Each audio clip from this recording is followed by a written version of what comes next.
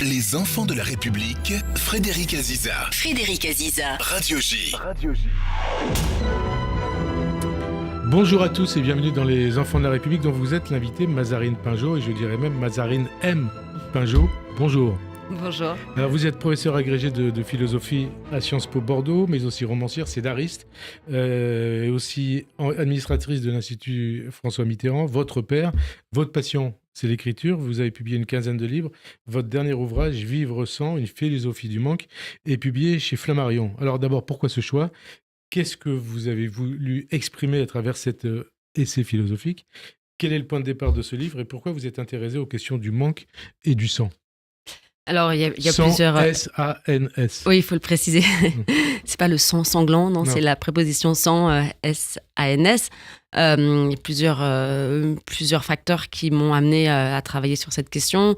D'un côté, mes recherches en philosophie, enfin, mon travail, quoi, qui est mon travail, mon gagne-pain, mais également ma passion. Oui, c'est un livre de philosophe. En tout cas, c'est un livre de philosophie. Je ne prétendrai pas dire que je suis philosophe, mais c'est toujours compliqué. Vous savez, les spécialistes de philo, on les appelle les philosophes, mais c'est toujours difficile, je trouve, de porter un titre aussi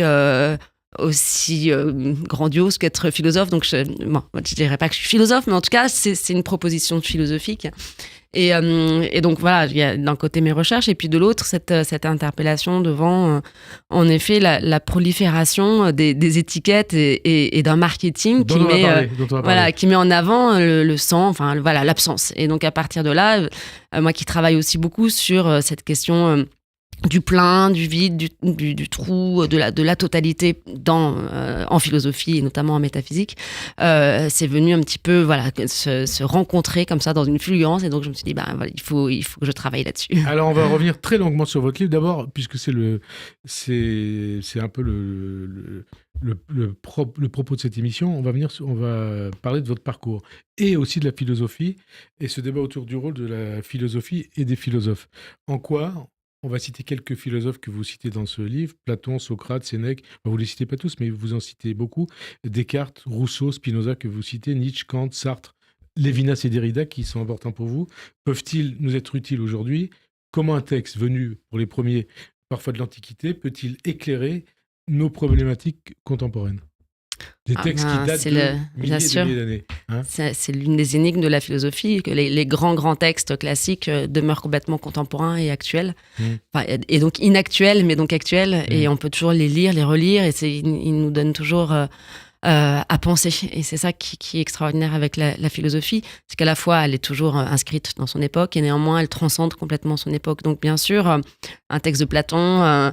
un texte de Descartes, un texte de Lévinas, lui il est plus contemporain bien sûr, permettent d'éclairer notre époque, parce que je pense qu'on n'est pas fait uniquement non plus de notre époque, et il y a aussi, dire des invariants, peut-être que c'est excessif, mais enfin, se questionner sur qu'est-ce que l'homme, quelle est sa destinée, de quoi il manque, puisque c'est aussi de ça dont il est question, le désir, la question du désir. C'est une question aussi vieille que l'homme, et ça, on ne cessera pas de se la poser, et je ne pense pas qu'elle change radicalement en fonction de l'époque, donc elle peut être réactivée à chaque fois, à chaque époque. Réactiver chaque fois à cette époque. Alors on se dit, comment des penseurs qui ont vécu dans l'Antiquité, à la Renaissance, sous Louis XIII, Louis XIV, Louis XV, ou dans d'autres pays, d'autres siècles, ou au temps des locomotives à vapeur, peuvent encore nous dire quelque chose de pertinent sur ce qui se passe aujourd'hui ? Précisément parce que ils ont analysé pas uniquement leur société, c'est pas des sociologues. Peut-être que la sociologie aurait plus de mal à survivre à son époque, mais parce que la philosophie, elle interroge. Enfin voilà, elle vient questionner des choses plus essentielles peut-être, même si elle s'incarne à chaque fois de façon contingente à l'intérieur d'une époque. Donc oui, bien sûr que ils ont encore des choses à nous dire. Alors sinon, si tout était uniquement réductible à son temps ou à son époque, on ne pourrait pas lire de philosophie, on ne pourrait même pas lire de littérature, ça nous paraîtrait des objets un peu étranges et bizarres qui nous raconteraient rien. Or, je ne sais pas, l'amour, la quête, le questionnement, l'altérité, puisque c'est surtout de ça dont il est question dans la philosophie du manque. Bon, sont des choses qu'aucune époque ne rendra révolues. Et je l'espère d'ailleurs, parce que le transhumanisme, d'une certaine manière, promet la fin de l'altérité. Moi, j'espère que l'altérité va résister. Qui est au centre aussi de votre livre, le transhumanisme. Un monde sans philosophie, un monde sans pensée philosophique, sans philosophe, ça débouche sur quoi ? Sur un monde technicien, d'une mauvaise rationalité, sur un monde d'obéissants, sur un monde un peu robotisé, oui. Ça peut contribuer à la dictature, quelque part ? Bien sûr. À partir du moment où on ne se pose plus de questions, c'est qu'on ne fait que répondre à des questions qui ont été posées par d'autres que nous et qu'on accepte sans réfléchir. Donc, bien sûr, oui, il y a une forme de soumission, en tout cas. Soumission. Alors, quand on pense à la notion de manque, au centre de votre livre, on pense d'abord beaucoup au manque affectif. Au manque affectif, au manque aussi amoureux. Et comme a écrit Lamartine, un seul être vous manque et tout est dépeuplé. Pourtant, vous n'en parlez pas dans ce livre. Pourquoi ? Parce qu'en effet, c'est pas l'angle. C'est pas au centre de votre livre, mais... Non, j'essaye dans ce livre de redonner du sens au manque et de redonner du goût aussi au manque. C'est-à-dire, au lieu de chercher absolument la complétude et la plénitude, ce que nous promet d'une certaine manière à la fois la société de marché, mais aussi certaines philosophies, je pense qu'on peut affronter et creuser ce manque parce qu'il est bénéfique, parce qu'on peut le transformer en quelque chose qui a du sens, en production de sens. En revanche, le manque affectif, alors on peut aussi le transformer, heureusement, on n'est pas condamné définitivement par le manque affectif, mais disons que j'ai pas du tout voulu travailler sur le deuil, sur ces objets-là qui sont beaucoup plus, qui sont douloureux et qui d'ailleurs eux aussi se transforment, produisent quelque chose. Mais c'est vrai que c'était pas l'angle de mon propos. Je suis d'abord quand même partie du marketing, donc ça aurait été un peu un grand écart. Mais oui, c'est un propos à la fois quand même de lecture de l'époque, mais aussi qui va vers une explication entre guillemets métaphysique. Et donc la question affective, effectivement, est un peu mise de côté. Mais enfin, si je vous pose la question, vous allez comprendre pourquoi. Vous le savez, vous avez compris. C'est parce qu'à travers ce livre, est-ce qu'il faut comprendre quelque part que vous êtes rattrapé par les manques de votre enfance ? On est tous rattrapés par les manques de son enfance. Et d'ailleurs, heureusement, il ne s'agit pas de souhaiter manquer de choses, bien sûr, mais c'est quand même souvent du manque que naît, encore une fois, la création, la production, le désir de transformer un manque non pas en un plein, mais de le transformer en quelque chose qui fasse sens. C'est tout le projet d'une vie, ça. Et donc, on est tous, évidemment... je pense, pour le coup, ne pas avoir le monopole du manque. Le manque de l'enfance, le manque est quasiment constitutif de l'enfance. Le monopole du manque, c'est pas le monopole du cœur. Non, mais le manque, le manque affectif est toujours vivace quand on manque d'affection. Mais bon, c'était pas mon cas. J'allais vous poser la question. Votre père, François Mitterrand, était très présent. Il était présent. Il n'y a pas eu de manque, il a fallu quand même que vous cachiez. Oui, non, le manque était d'un autre ordre. Le manque était d'ordre identitaire, quasiment, était d'ordre de légitimité. Voilà, c'est un manque de légitimité qui produit aussi d'autres carences, mais qui n'était pas un manque affectif. Manque de légitimité qui a pesé ? Ah oui, ça pèse, bien sûr. La question de la légitimité, elle est quand même fondamentale dans la construction de soi. Parce qu'au lycée, quand on vous demandait, ou à l'école, quand on vous demandait quel était le métier de votre père, vous disiez quoi ? C'est vrai qu'un jour, vous avez dit président de la République ? Je sais pas, je m'en souviens pas. D'autres le racontent, mais moi, je m'en souviens pas. C'était pas d'abord au lycée, je crois qu'on ne demandait plus la profession des parents, mais avant, j'essayais de jamais mentir, donc je mettais en effet avocat ou écrivain, quelque chose qui était un peu vrai. C'était vrai. Ouais. C'était vrai. C'était un écrivain, un homme de lettres, un avocat. Ouais. Un avocat. Et d'ailleurs, pourquoi avoir ajouté, au bout de 45 ans, le M à votre nom? J'ai rajouté mon nom de famille Mitterrand il y a maintenant quelques années oui, de mais ça. M, pas Mitterrand, M. Oui, mais alors, non, mais dans mon état civil, j'ai rajouté mon nom en entier. C'est Mitterrand-Pinjot. Et en revanche, je l'affiche pas. C'est-à-dire que... D'abord, c'est long. Non, mais de rajouter, voilà. Et j'aime qu'il soit là comme une lettre. comme un signe et comme une présence, sans être obligé d'insister. De toute façon, soit votre nom ou votre père? Le prénom, le nom, pardon. Ouais. Enfin voilà, vous voyez, on Ouais. s'embrouille. Mais mon prénom est déjà tellement marqué que j'aurais l'impression presque d'un pléonasme de rajouter en plus Mitterrand. Ça va être très très lourd, quoi. Donc j'ai pas besoin en réalité de le mentionner. Donc j'aime bien qu'il soit là comme ça. C'est une fierté quelque part. Oui, bien sûr, c'est une fierté, mais en même temps, je le crie pas sur tous les toits. Donc je trouvais que voilà, c'était une présence, C'est une présence, c'est relativement le M figure donc pudique. Oui. en couverture de votre livre. Vous faites donc référence dans votre livre à de nombreux philosophes. La lecture, les lectures, la culture, c'est essentiel. Mazarine Pinjot. Bah, pour moi, ça a été essentiel, en tout cas. C'est moins essentiel aujourd'hui, j'ai l'impression, quand je fais mes enfants. Malheureusement, on lit quand même... Enfin, j'ai l'impression qu'on lit de moins en moins. Donc ça, pour moi, c'est triste et dommage. D'abord parce que j'écris, donc je vais plus avoir de lectorat. Et ensuite, de manière moins pragmatique, je pense que c'est un lieu de grande méditation, la lecture, en fait. C'est vraiment une forme d'échappée en dehors du quotidien, où on est à la fois dans un dialogue avec soi-même qui passe par le tiers, qui est le livre. Et je trouve que c'est un moment assez extraordinaire, et je regrette qu'on ne puisse plus le vivre, ce moment. Le vivre peut-être à cause des réseaux sociaux. Des réseaux sociaux, des séries. Alors après, les séries, c'est très bien, il y a des choses formidables aussi, mais en fait, à cause surtout de la facilité qu'il y a à trouver du flux, parce que malgré tout, la lecture, ça demande toujours au départ un tout petit effort, une petite décision, alors que sur votre portable, vous pouvez passer le temps sans vous en rendre compte. Et c'est votre père qui vous a transmis l'amour des livres? Je sais pas. Je sais pas si c'était dans ma tête une affirmation ou une question. Je sais pas comment ça se transmet, l'amour des livres. Et moi, j'aime les livres. Il y a que ça chez moi. Je l'ai pas transmis, donc vous voyez, ça se fait pas de manière automatique. Non, je pense que. Est-ce que quelque part, quand on est enfant, on peut se réfugier dans la lecture? Oui, voilà. Moi, je pense que si j'ai beaucoup lu, même si j'ai pas lu de manière très précoce, mais bon, quand j'ai commencé vraiment à lire, j'ai beaucoup lu aussi parce que j'étais assez seule. C'est ça aussi. C'est ça le manque. Ouais, mais donc le manque, il produit, il a permis aussi l'amour de la lecture et le fait de rentrer dans un univers comme ça, l'univers de la fiction, l'univers de la littérature, c'est extraordinaire. Donc je le regrette pas de ce point de vue-là. Si j'avais été comblée en permanence, si l'ennui n'avait pas existé, si à chacune de mes demandes il y avait eu un contenu, la facilité d'accéder à quelque chose qui m'aurait permis de me divertir, sans doute que j'aurais pas vécu toutes ces heures de grand bonheur que sont les heures de lecture. Donc oui, je pense que le fait de combler immédiatement le manque, c'est évidemment assez nocif. L'ennui, c'est une vertu.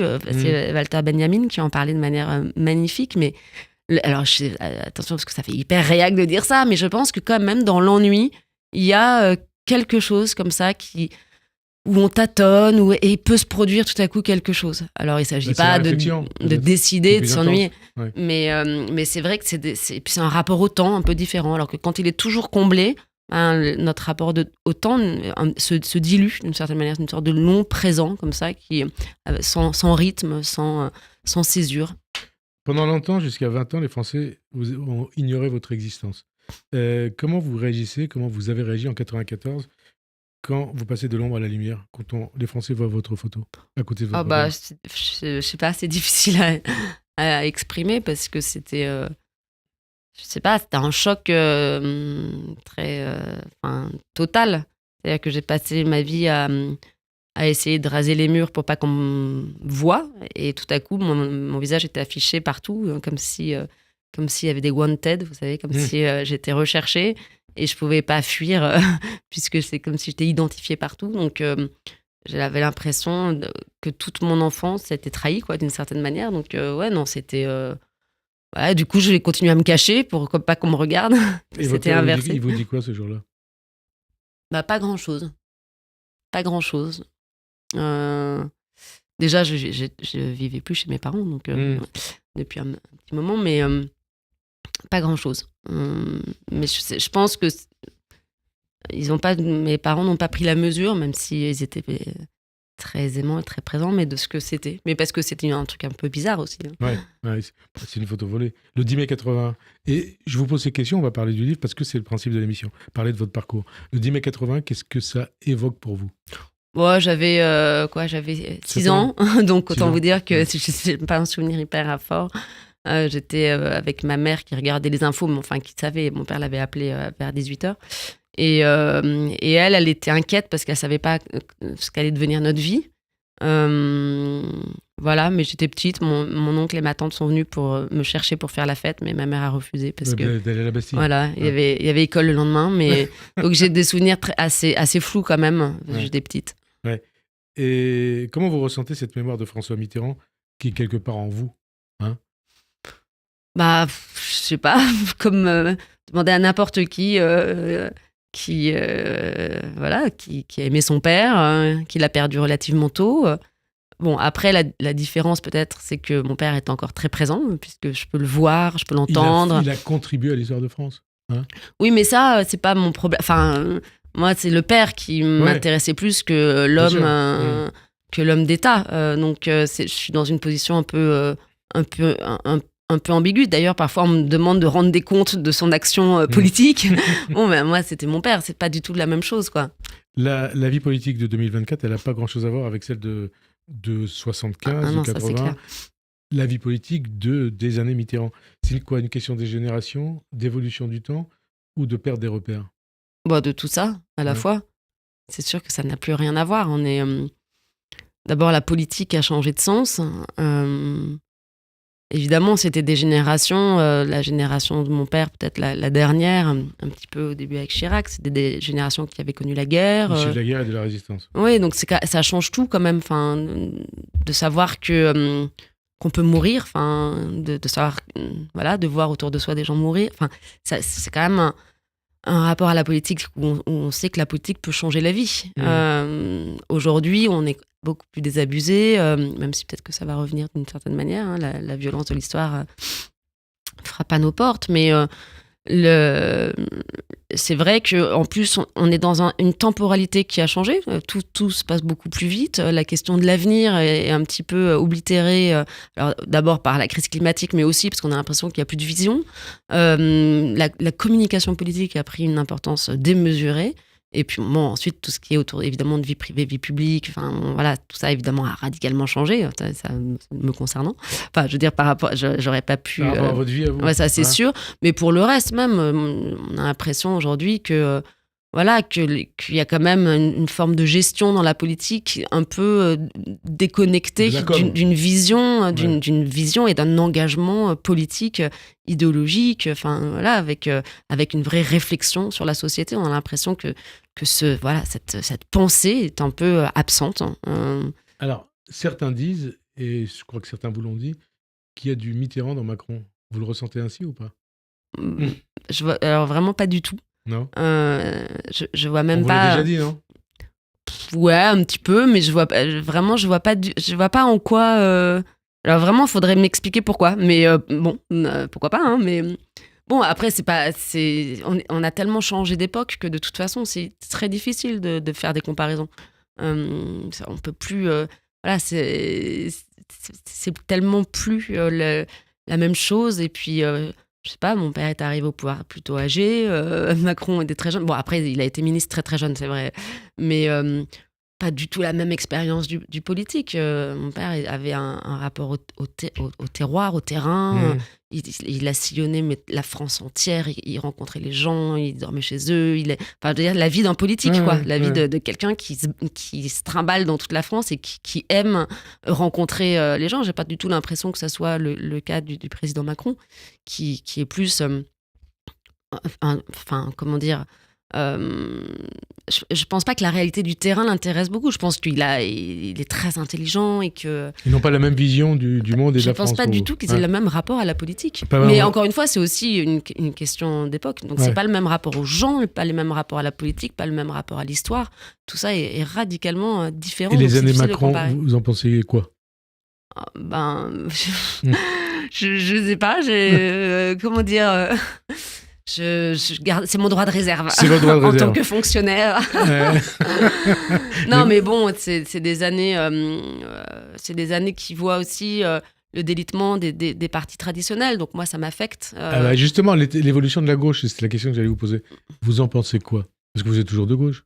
Ah bah bien sûr, oui. Plus que jamais, je suppose. Je suis de gauche. Je pense que le problème, c'est que on ne sait plus trop ce que ça veut dire être de gauche. Donc ça, c'est un problème. Je pense qu'il y a un énorme chantier à mener sur qu'est-ce que c'est qu'être de gauche aujourd'hui. Votre père, il serait là aujourd'hui, il serait de quel côté? Voilà, Même si c'est toujours compliqué de faire parler les morts. Les morts. Mais bon, il était social-démocrate. Mélenchon dit qu'il est toujours mitterrandiste. Est-ce que Mélenchon, c'est votre gauche? Ah non, c'est beaucoup trop, beaucoup trop radical sur plein de choses. Je pense que il flirte avec le populisme. Après, c'est quelqu'un que je trouve très intéressant, qui a une profondeur historique pour le coup, et qui a un discours qui donne envie. Donc ça, voilà. Ça, il vous a déjà donné envie? Non. Non? Non. Je sais pas. C'est une radicalité qui me semble être contraire à mes convictions, et je continue à considérer que l'état de droit est la seule voie pour la seule voie possible pour protéger les individus. Et je pense pas que, je pense que les extrêmes remettent en cause la question du droit. Parce que ce qu'il fait, sa stratégie, c'est contraire à l'état de droit. Est-ce que il y a des tentatives. Ouais. Bon. Ouais. LFI, c'est pas compatible avec l'idée que vous faites de la gauche laïque, progressiste et européenne. Et européenne surtout. Ouais. Non, en effet. C'est ça. Et est juste de dire que c'est le débat d'aujourd'hui, depuis le 7 octobre, que la France insoumise et ses élus ont une responsabilité colossale dans l'explosion de l'antisémitisme. Je sais pas s'ils ont une responsabilité. Je pense que malheureusement l'antisémitisme était là. Enfin, je pense pas que ce soit eux qui aient produit ou créé. Après qu'ils l'entretiennent, oui, ça c'est une responsabilité. Ouais, ils l'entretiennent pour vous. Certains, pas tous. Après, je vais pas faire de général. Enfin, bon, d'abord, je pas de légitimité. C'est pas votre rôle, mais voilà, mais en effet, il y a des propos qui sont inaudibles. Lesquels, par exemple? Non, mais juste, effectivement, ce regain d'antisémitisme sous couvert d'antisionisme. Enfin, il y a quand même quelque chose, moi, qui m'inquiète beaucoup sur la facilité de ce retour-là de l'antisémitisme, comme s'il n'était jamais très loin, en fait. Et voilà, mais bon. Après, sur Poutine aussi, hein, c'est pas hyper clair. Ouais, si vous parlez de Mélenchon et de LFI. Oui, vous parliez de LFI. Ouais. Je pense qu'en politique étrangère, c'est pas très. Ils ont des positions qui sont pas très claires. C'est contraire c'est contraire au mitterrandisme, hein. Je sais pas, je veux pas me faire de le porte-parole d'un mitterrandisme. Ouais. C'est pas la mon social-démocratie, rôle. on va dire. Social-démocratie. Alors, on va arrêter avec ces questions un peu politiques. On va revenir à votre livre. D'abord, comment vous définissez la notion de manque? C'est quoi le manque? C'est justement toute la question. Le manque, il est constitutif de l'être humain. Il est constitutif de l'être humain parce qu'on est d'abord dépendant de nos parents, dépendant des soins, dépendant justement peut-être d'un amour qui nous serait donné, d'une reconnaissance. Donc voilà, on est manquant, NAIT, manquant. On demeure manquant parce qu'on sait qu'on est mortel. Et que on a toujours besoin de dépasser nos limites, et donc il y a ce manque-là produit d'une certaine manière la création du sens, le désir de produire du sens, ou le désir de produire de la technique, ou en tout cas le désir de dépasser sa condition naturelle pour rentrer dans le champ de la culture. Et donc le manque, il est constitutif. Après, il y a plusieurs réponses au manque, puisque le manque crée de l'angoisse, et donc on pourrait regarder une série de propositions qui ont existé historiquement, que ce soit la proposition religieuse, que ce soit la proposition scientifique, ou que ce soit encore la proposition économique à travers la société de marché. Le capitalisme. On manque, donc on produit quelque chose qui est censé venir à la fois c'est ce que vous alimenter. dénoncez quelque part. En tout cas, je pense que le manque ne sera pas comblé par le consumérisme, mais qu'en revanche, il sera faussement entretenu par le consumérisme. Alors que ce manque, si on lui donnait une autre orientation que uniquement celle de la consommation ou de l'appropriation, pourrait ouvrir sur un horizon justement qui serait l'horizon de la création, l'horizon des liens avec d'autres, enfin, de la rencontre, de l'altérité, enfin tout ce qui fait de nous des hommes, quoi, et pas uniquement des machines à consommer. Alors, qu'est-ce qu'il faut comprendre à la manque du sans, S-A-N-S, sans gluten, sans sucre, sans additifs, sans alcool et sans plein d'autres choses? Ça, on peut le lire à plein de niveaux différents. Le premier, c'est en réponse aux excès qui ont été faits dans la production, notamment agroalimentaire. Et effectivement, le fait qu'on paye quand même aujourd'hui les pesticides, enfin un certain nombre de produits toxiques, et que évidemment, ça va dans le bon sens de produire sans et donc de consommer sans ces aliments. Maintenant, ce que je trouvais intéressant, c'est quand même, dans une deuxième lecture, la façon dont le marketing a eu l'intelligence incroyable, hein, d'ailleurs. Les slogans marketing. Voilà, ça nous raconte toujours quelque chose sur l'époque, hein, le slogan. C'est toujours une grande intelligence dans le marketing. La façon dont on a transformé l'absence en présence, non seulement en présence, mais même en valeur ajoutée, puisque un produit sans coûte toujours plus cher qu'un produit avec. D'ailleurs, on ne sait pas, en général, quand il y a de l'avec, on ne le dit pas. Donc, le sans devient un produit d'appel et une valeur ajoutée, un non produit seulement pur, quelque part. Ouais, non seulement une valeur ajoutée en termes monétaires, mais aussi une valeur ajoutée en termes éthiques, puisqu'on a l'impression, en plus lorsqu'on consomme sans, de faire un acte engagé, à la fois politiquement, écologiquement, et donc, d'une certaine manière, c'est gagné, quoi. C'est gagné. Mais alors, comment nous a-t-on convaincus d'acheter de l'absence de quelque chose? Comment? Ça, c'est les slogans marketing? Bah oui, en montrant que l'absence de, je sais pas, d'huile de palme va nous donner à la fois bonne conscience, mais en plus va contribuer à la bonne santé. A priori, ça part au départ de données scientifiques, de postulats scientifiques. Bah, à la limite, peu importe. La question, c'est comment on arrive à transformer l'absence en plein, quoi. Comment on arrive à transformer dans la logique un peu dialectique, comment on arrive à transformer le fait qu'il n'y ait plus ça en quelque chose qui soit plus cher. Et ça, c'est intéressant parce qu'on peut se dire aujourd'hui, comme on est quand même un peu en train de réfléchir sur l'idée de la décroissance, comment arriver à transformer le manque, le sans, en quelque chose finalement qui pourrait être récupéré quand même par le marché. C'est-à-dire basculer dans ce que vous appelez la marchandisation du manque. Hein, exactement. Et donc ça rapporte. Bah ça rapporte, ouais. Hein, ça rapporte. C'est ça le capitalisme quelque part. Bah oui. Hein, et donc avec derrière une logique de profit. Ouais. Que vous dénoncez. Oui, enfin, disons que je suis pas anticapitaliste au sens où je pense qu'il faut faire. Mais cette logique, je la dénonce notamment dans sa prétention à couvrir tous les champs de l'existence. Vous dites que c'est le capitalisme qui alimente sans cesse le besoin d'accumuler et ce qui vous fait parler de la pléonexie, c'est-à-dire le désir d'avoir toujours plus. Oui, en tout cas, c'est un système qui est fondé sur l'idée que nous avons, sur la concurrence, sur la performance, sur un certain nombre de qualificatifs comme ça qui seraient inhérents à la nature humaine, mais qui pourraient être orientés tout à fait autrement que par la seule compétition. Et consommer plus éthiquement, ça veut dire quelque chose ou pas? Ça veut dire quelque chose à l'intérieur du système. Ouais. En tout cas, c'est pas prêt de transformer le système. Parce que vous avez dit, à partir du moment où l'éthique devient un argument marketing, c'est foutu. Bah oui, parce que l'éthique, elle doit être autonome, elle doit être indépendante du marché. Sinon, elle est plus à même de penser le marché. Si elle est récupérée dans le marché et si elle est monnayable, c'est plus de l'éthique. Et vous écrivez aussi que l'omniprésence du sang ne se limite pas seulement au rayon des supermarchés. Vous expliquez qu'on l'utilise au quotidien sans s'en rendre compte. C'est-à-dire, dans quel domaine, par exemple? Déjà, si, c'est quand même dans les rayons de supermarché, mais c'est-à-dire qu'aujourd'hui, on se rend même plus compte qu'on achète un produit non pas pour ce qu'il y a dedans, mais pour ce qu'il n'y a pas. Et c'est vrai qu'on s'en rend plus compte parce que ça nous paraît aujourd'hui une sorte d'évidence, quoi.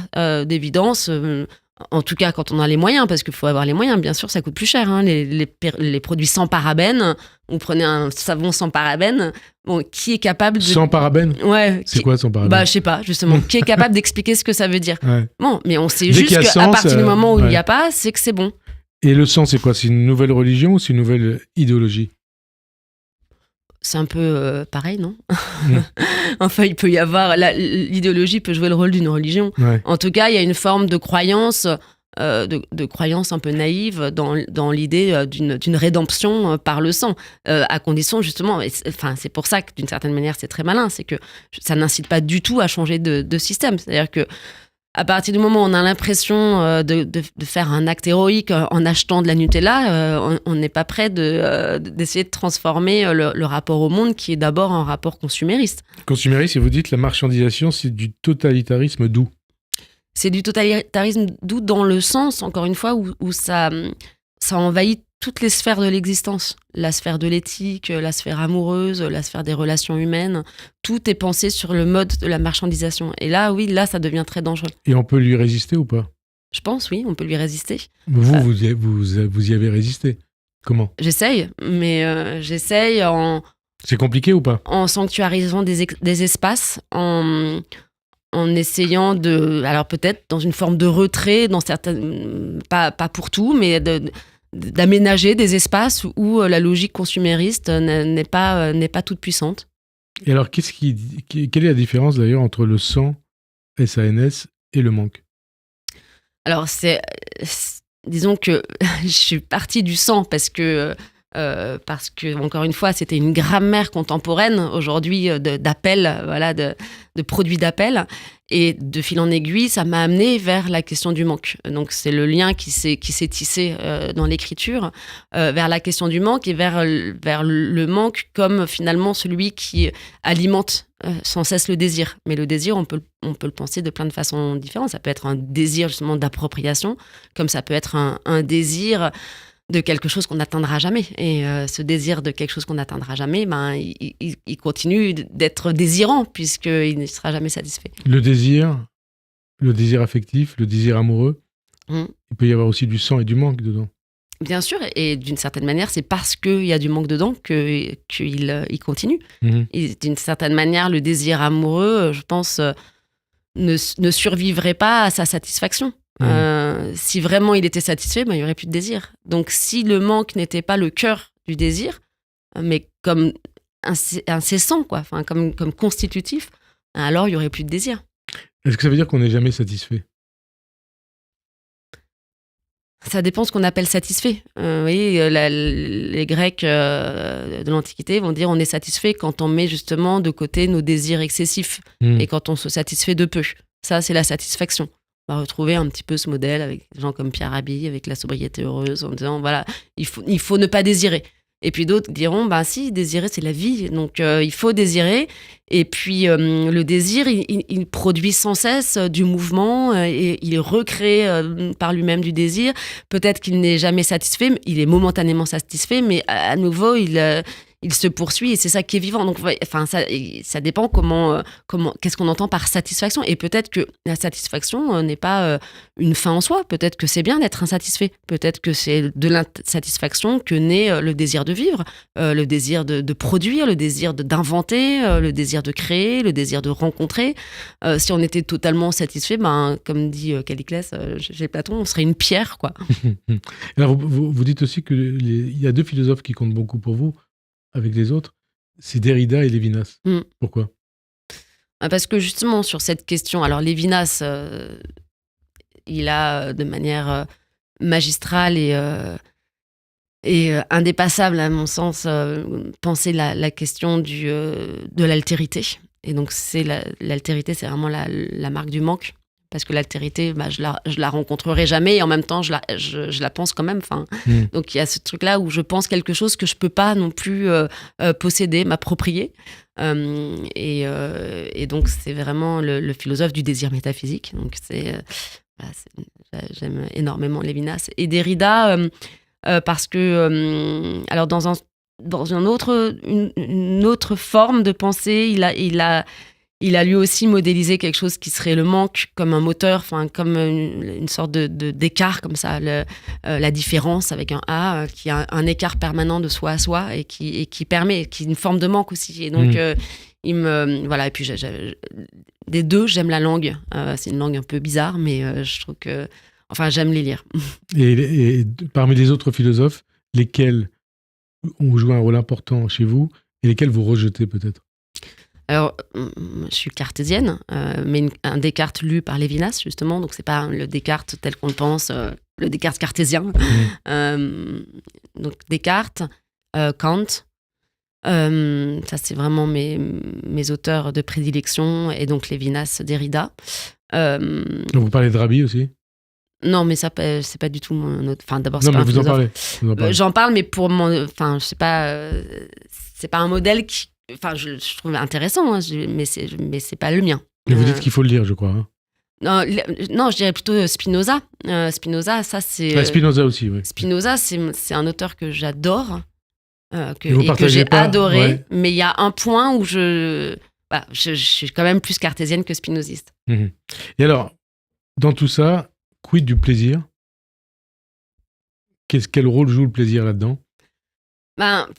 Alors, il y a plusieurs réponses à ça, mais si on prend juste la logique marketing du sang, justement, le plaisir, il est un petit peu minoré, parce que boire de l'alcool sans alcool ou de manger une pâtisserie sans sucre... Quand on est un peu gros. Ouais, ce qui est vendu, c'est la santé. Ouais. Mais c'est pas le plaisir. Ouais. Mais c'est quand même un peu le plaisir, parce que malgré tout, on va quand même manger un ersatz, donc qui ressemble un petit peu.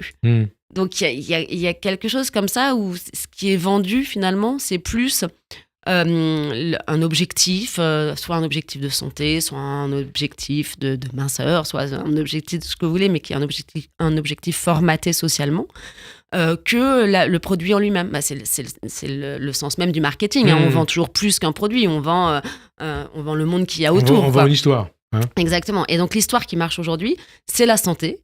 C'est la performance, c'est en effet peut-être la beauté, une certaine forme de beauté. Enfin voilà, c'est ça qui est vendu dans les produits sans. Mais la santé, vraiment beaucoup. Enfin, c'est parce que dans les sans huile de palme, sans etc. C'est quand même aussi ça qu'il y a derrière. Et puis également quand même une promesse écologique. Mais bon, je suis pas sûre que c'est le consumérisme qui va régler le problème écologique. Oui, il y a d'autres clés. Et il y a aussi l'intelligence artificielle dont vous parlez. En quoi elle pourrait combler nos manques dans tous les sens du terme? Je pense qu'elle ne les comblera pas, parce que c'est pas une bonne réponse. Elle prétend combler un manque en rendant, en promettant l'immortalité, en effaçant la souffrance. Moi, il me semble que c'est de la vulnérabilité que l'homme peut produire justement des œuvres, du sens, et que c'est ça qui le rend homme. Donc si on efface sa vulnérabilité et qu'on en fait une machine, il sera plus...